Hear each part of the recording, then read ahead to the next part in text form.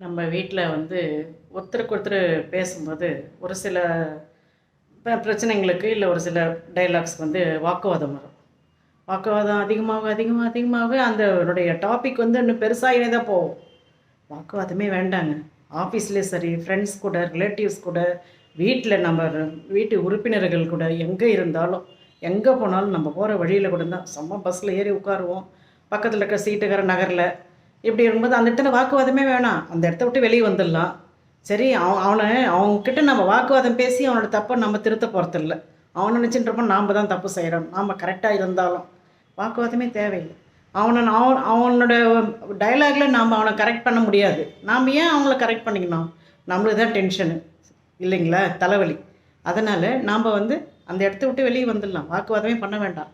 அதுக்கு அடுத்த டாபிக் பார்த்துன்னு போயிடலாம். அந்த ஒன்றுத்துலேயே வாக்குவாதம் பண்ணிகிட்டு இருந்தோம்னா நம்மளுக்கு தான் தலைவலி ஆகிடும். அடுத்த டாப்பிக்கு நம்ம அடுத்த செயலுக்கு நம்மளால் இன்ட்ரெஸ்டாக ஃபுல்லாக இறங்க முடியாது.